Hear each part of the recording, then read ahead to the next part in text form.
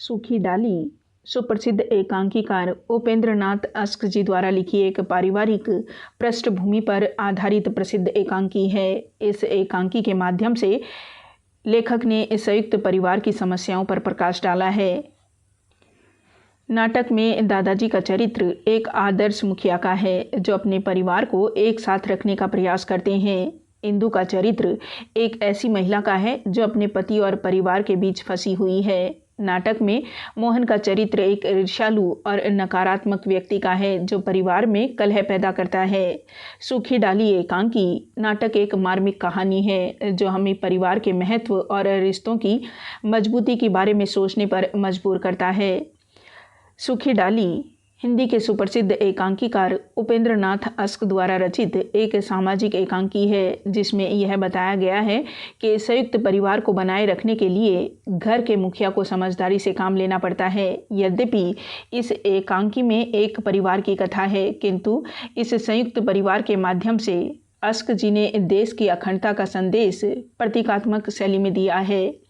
दादा मूलराज का परिवार बहुत बड़ा है, पर वे समस्त परिवार को एक इकाई के रूप में उसी प्रकार बांधे हुए हैं जैसे आंगन में खड़ा यह वट वृक्ष अपनी लंबी लंबी डालियों और घने पत्तों से छातों की भांति धरती को आच्छादित किए हुए हैं। वे 72 वर्ष के बुजुर्ग हैं। सन 1914 में उनका बड़ा बेटा प्रथम विश्व युद्ध में सरकार की ओर से लड़ते हुए शहीद हुआ था। अतः सरकार की ओर से दादा मूलराज को एक मुरब्बा जमीन दी गई थी।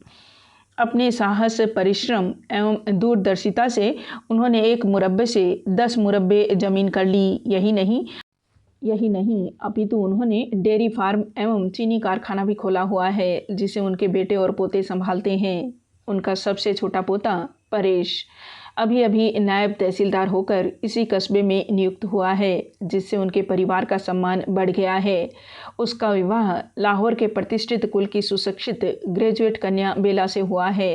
दादा मूलराज के 2 बेटे और 3 बहुएं हैं।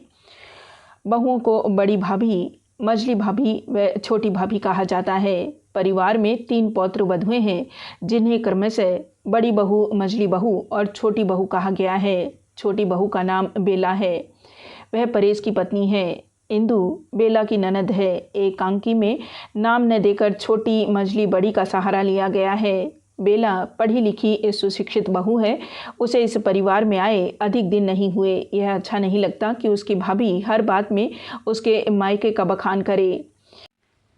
इंदु को बेला ने जब नौकरानी रजवा को भला बुरा कहते सुना तो इंदु ने ताना मारा कि नौकर से भी काम लेने की तमीज़ होनी चाहिए। बेला को यह बात बुरी लगी। इंदु ने अपनी माँ से भी अपनी भाभी की बुराई की। एकांकी के दूसरे दृश्य में करमचंद दादा मूलराज से कहते हैं कि अब हमारा परिवार एक नहीं रह पाएगा क्योंकि परेश की बहू को साथ रहने में कष्ट है।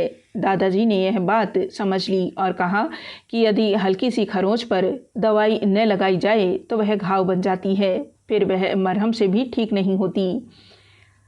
यदि कोई शिकायत थी तो उसे मिटा देना चाहिए था। दादाजी ने घर के सभी सदस्यों को बुलाया और कहा कि बेला का मन यहाँ नहीं लग रहा तो उसके दोषी हम सब हैं। वह पढ़ी लिखी है, हमें चाहिए कि उसकी योग्यता का लाभ उठावें, उसे वही आदर सत्कार मिले जो उसे अपने घर में प्राप्त था। सब लोग उसका कहना माने, उसका काम तुम लोग बांट लो, उसे पढ़ने का अवसर दो, उसे अनुभव ही न हो कि वह दूसरे वातावरण में आई है।